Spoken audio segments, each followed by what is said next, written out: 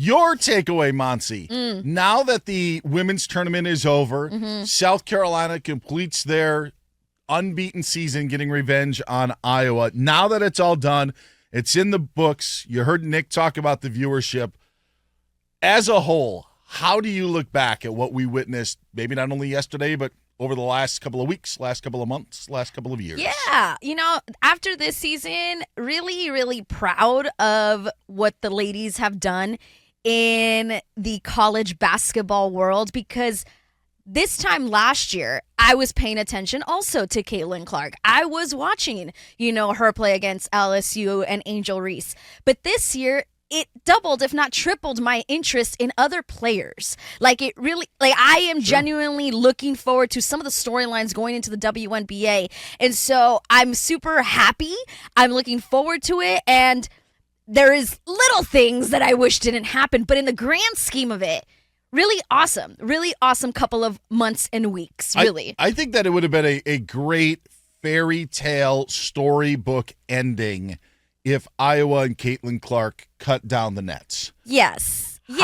However, with South Carolina completing what they did, and I think that South Carolina has that opportunity.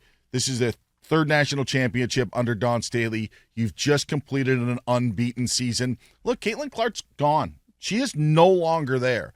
I'd be curious within 5 years from now, if, say, South Carolina goes on a run and this increased attention that we have on women's college basketball, if that maybe we look back at it and say, all right, that was a part of it as well, because now South Carolina is in the same breath as the UConns or the Tennessees that we ended up there's an opportunity to do so. Baylor had an opportunity when Kim Mulkey was there. They won, I think, 3 national championships. Stanford, won it a few years ago, but that was Tara Vanderveer's 3rd championship. Now, if you have Dawn Staley start to enter this rarefied air of Pat Summitt and Gino Auriemma, obviously, I think that's good for the game. And I think as it expands, it's actually going to be more difficult for South Carolina. But in the moment, I think so many of us were hoping that Iowa could get it done. I just wonder in the long run if maybe this actually is going to work out for South Carolina and work out for women's basketball, that they were the ones to cut down the net. Yeah, I think you make an excellent point, actually, because, yes, I was rooting for Iowa. That's who I wanted to win. I didn't place any bets or anything like that, but I was rooting for Iowa. But seeing South Carolina complete the season that they completed, also great. And I agree that I think in the long scheme of things, this is the beginning of the bigger conversation beyond Caitlin Clark. And that's what's really cool about it. Because what South Carolina did is incredible. And they fell short last year to Caitlin Clark in Iowa. It may not be a fairy tale ending, but it's definitely a damn good ending. There's a lot that came with it, with this whole Caitlin Clark story. And now the NBA draft, by the way, is a week from today. So you take that momentum that you have from the women's tournament, you have her getting picked first overall, and a bunch of names that we became familiar with within this tournament. We'll hear their names called as well next week, and then the WNBA season starts, in mid to late May. So you've got that momentum that they will carry over. Here's my lasting take on all of this. And it goes back to a saying that we see a lot on social media, Monse. This is why we can't have nice things. You guys ever see this? This is why we can't have nice things. Yes. And I feel that's the situation in women's basketball. And it's really with the gatekeepers of women's basketball. And I saw people on Twitter, some people saying this, throwing stuff out there. But it was more of the previous leaders in college basketball, the previous stars in college basketball, who for some reason wanted to take their angst or let their feelings known that, not that they disliked Caitlin Clark, but hey, guess what? She's not the GOAT. She's not the GOAT. You're going to have trouble at the next level. It's going to be a different sort of ball game there. All of these things are popping up. Well, hey, you got to win a title. If you're considered the greatest all time, sorry, you have to win a title. These are all things that we heard over the last, week or so when we're talking about Caitlin Clark. And I just have a really big problem with it, because it is with the top voices in women's basketball, some of who have laid the groundwork over the last decade or so in wanting women's basketball to reach a level it never had before. I was always under the impression, Monty, that we were supposed to grow the game, grow women's basketball. Let's bring it to as many eyes. Why aren't you watching women's basketball? It's a better product than the men. You should be watching women's basketball. And then on a day when we're obsessed with space, this Halley's Comet comes through, and it's Caitlin Clark, and lifts absolutely everything to levels that we have never seen before in the women's game. Not even close. Rivaling the matchups that we've seen in the men's tournament in previous years. ESPN never had a higher rated basketball game than the one had Friday night. That's men's basketball or women's basketball or pro basketball than the one where Caitlin Clark and Iowa topped UConn. But yet we want to tear her down. We want to take her down and say, she's got to do this, she's got to do that. You got to cut down the nets to be great. The fact that these people are taking down the person who took their sport to the only place that they wanted it to go and still can't be happy with it, I've got a problem with that. To all of a sudden throw criteria, it's so annoying on social media for me, Monty, to see the GOAT argument. You want to know why? Because it's thrown out there like Halloween candy. He's the GOAT. No, he's the GOAT. He's the GOAT. He's the GOAT. There shouldn't be that big of a discussion on who the GOAT is. But now, not only are we not allowing Caitlin Clark to be included in the discussion, we're putting up criteria in saying, well, she's got to win a championship. When we are just handing them out like free tickets to a concert. That's all that it is. GOAT, GOAT, GOAT. But when it comes to Caitlin Clark, sorry, honey.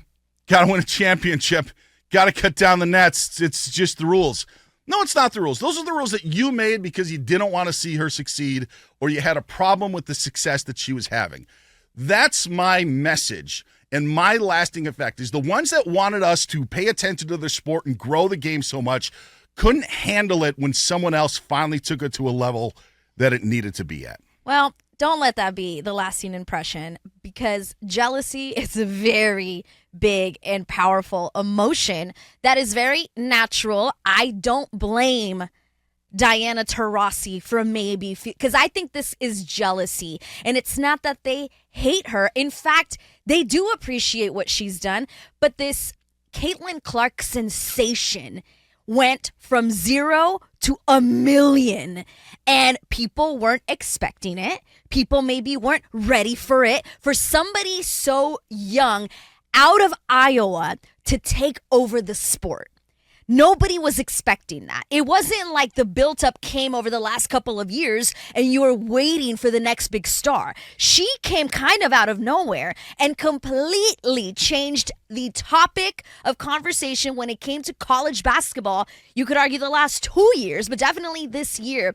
And it's hard for these gatekeepers, these ladies that have been in this game for so long, because they have tried for years and years and years to push this. They literally leave their home, the U.S., to go play in another country because they're not getting paid enough. They're probably been told that they aren't good enough to play, and that's why they're not getting paid. Then all of a sudden, this girl in college has made more money, has gotten more attention, has gotten more love, along with hate, I'm sure of it, than they ever got in 20 years. Like, I think it's just a natural form of jealousy that they are experiencing right now in this moment. But deep down, they're very happy and they're looking forward to it. And yes, probably again, I said this to you a couple days ago.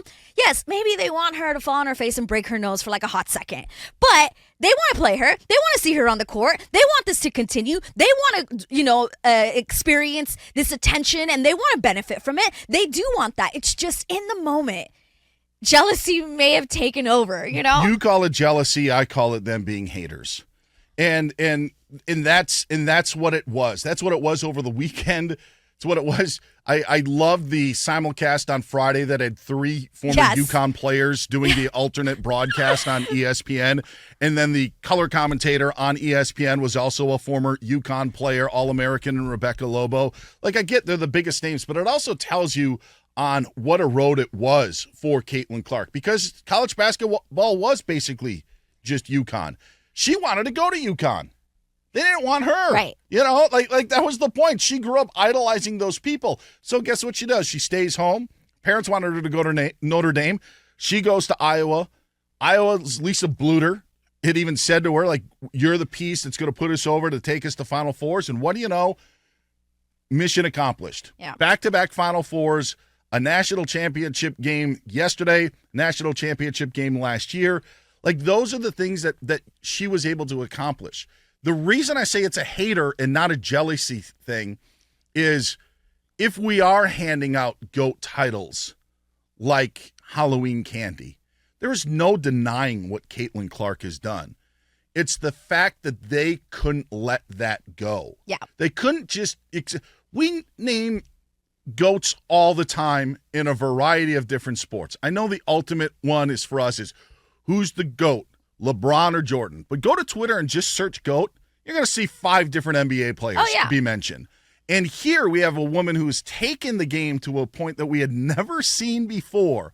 And I actually think that is an underrated part about it. I know you and I were hanging out yesterday on Sunday here on Fox Sports Radio. I said that Caitlin Clark is actually underrated for everything that she's had to deal with and actually has come through. And you're right, it has been 2 years. I know Iowa fans have been keen to Caitlin Clark for a while, but it was last year's run and then what happened with LSU prior to that knocking off South Carolina, and then what's happened over the last 12 months.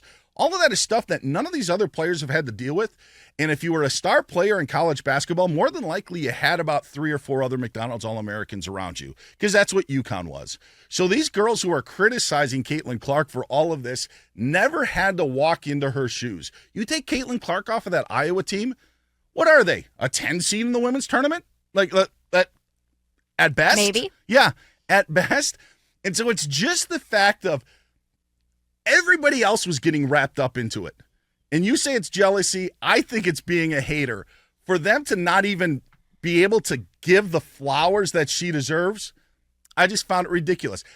Everybody loved Dawn Staley's comment afterwards. Do we have Dawn Staley after the game of her taking time out to congratulate Iowa and Caitlin Clark? This is what South Carolina's head coach had to say after the win yesterday. And I want to personally thank Caitlin Clark for lifting up our sport. She carried a heavy load for our sport, and it just is not going to stop here on the collegiate tour. But when she is the number 1 pick in the WNBA draft, she's going to lift that league up as well. So Caitlin Clark, if you're out there, you are one of the GOATs of our games, and we appreciate you. Why couldn't everybody else do that? 100%. And I feel like maybe she was always going to say something great about Caitlin, right? But I think she went even further because of the comments she was hearing. The whole comment of like, you're going to take this to the next level, that was to, I think, Diana Taurasi. That you are one of the GOATs, that's to everybody else. I felt that she went deeper into her whatever she was going to say about Caitlin Clark because of everything she was hearing from these women. But it's, again, I really do think it stems from jealousy. I'm not saying that they're not hating, they are, but I think it stems from an organic place of jealousy that maybe they cannot control. Diana Taurasi, Sue Bird, they didn't live in this time when they can literally see for themselves how much love, and again, hate and attention she's getting up close and personal, something they have no idea in their 20 years in this world. They have no idea. They haven't even gotten a glimpse of it. And here is this young girl from Iowa just getting it all. Launching from 37 feet. From the future. That's the expression. Launching from the future. Captivating America and everybody that was along for the ride. I understand the point of, let's say if we're using Diana Taurasi's name a lot, so I'll just use her again. She is great. She's because she's wonderful. Brianna Stewart, who a lot of people say is the greatest women's basketball player that has ever played. That was Jay Williams' argument as well. Someone asked her on a Final Four radio show of, do you think that Caitlin Clark needs to win a championship to be considered the GOAT? She goes, yeah, I think so. Why can't you just say, that's not for me to answer, but she's one of the greatest that we've seen of all time. I mean, Dawn Staley is one of the most accomplished women in women's basketball history for everything that she's accomplished as a collegiate player, as a professional player, Olympic player, a collegiate head coach, and she found the wherewithal to do so. Instead, these other people are putting in criteria. And it's not just some of these women. There's also the Johnny-come-latelys who have just followed college basketball and want to find somebody to hate. Guess what? We've now developed a criteria on who the actual GOAT is in women's basketball, yet half of these people on social media couldn't name a women's basketball player off of the 5 fingers of my hand right now as of, say, last week. It's absurd. It's a hater culture. It's much more than jealousy, and it's absolutely ridiculous. And I just, this game, 18 million people watched that game yesterday. Yeah. Listen, it sucks. It really does suck that it does leave a bad taste in your mouth. But don't let this continue and take it on to the next part of this story, because this is only one book, and we're about to have a bunch of different books when it comes to the WNBA and Caitlin Clark and what's about to happen. So even though you have a bad taste in your mouth, don't let it linger too long, because it's going to get fun. And I agree with you, because, yeah, even Sabrina Ionescu, who had a little bit of a little bit of traction, a little bit of attention, definitely fell flat once she got to the WNBA. Like, it just, you weren't paying attention as much. Sure. And unfortunately, they made it to the Final Four in 2019, but the year that they thought they were going to win it was wiped out because of COVID. Right, yeah. Exactly. And so that probably was a factor, but she kind of just fell flat, not on purpose, maybe, like you just mentioned, COVID, but I don't think this is what's going to happen with Caitlin Clark. This is just the beginning, and I'm pretty sure Breonna Stewart, after she said that, I mean, listen, she went to UConn. She went to UConn. She had to say that, Dan. Everybody else put out their things. They have to protect what they've done in order to keep their name alive. But she, congratulated Caitlin Clark, literally uncharted territory, and excited to see her continue in the W. I mean, I guess she means WNBA. But she then tweeted that after the game. So it's just a little bit of hater, a lot of jealousy coming from a place where maybe they don't want to feel like this, but it just is happening. If you're Diana Taurasi and someone is doing the exact same thing that you did in the game 5 years ago, or Breonna Stewart for that matter, and they're getting the same pub that you never got, I get it. I'd be ticked. No one was doing what Caitlin Clark was. You're not wrong. No one. You're not wrong. Absolutely no one. And there are players that move on the court like Caitlin Clark. There are very few of them that do, but no one is pulling up from 37 feet. Nobody is. They're not. The way that she passes the ball, it was something that was organic and grabbed the game. And that's what was so awesome about it and took us on this ride for 2 years. And to have the ones who always wanted basketball to be at this level, women's basketball, to try to shoot it down and diminish what she did is absurd. So I agree with what you said, that nobody has done what Caitlin has done. But what if, like, in Diana Taurasi said, I know we keep using her. Again, she's great. She's wonderful.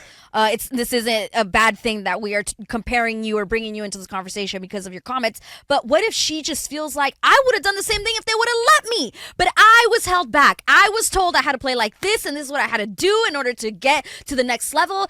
It's just such a different time period. And I really, they're just like, man, I can't believe that this girl does everything I was told I couldn't do. And I'm going to answer that. Because Diana Taurasi was one of the top, if not the top recruit when she was coming out of high school from California. She chose to go to UConn. Right. Why? Because UConn goes and wins national championships, and you could play with other 5 or 6 McDonald's All-Americans. And that's what you do. That's why. That is a big reason why I think Caitlin Clark is 100% in the GOAT conversation, because she didn't go to a powerhouse, and she led Iowa to 2 straight finals. Preach. And let's go. And also their bench. I'm sorry. Iowa Sam, how many of their bench players actually played last night? 2? 3? Maybe? Yeah, they didn't get a lot of contributions. No! Like, it's lit. And the bench on South Carolina's side they were on fire. Endless 4- and 5-star. What was it? Tessa Johnson, the freshman, on fire. Yeah. On fire. The bench contributed the same amount of points that this show contributed yesterday. Woo! 0. Yes.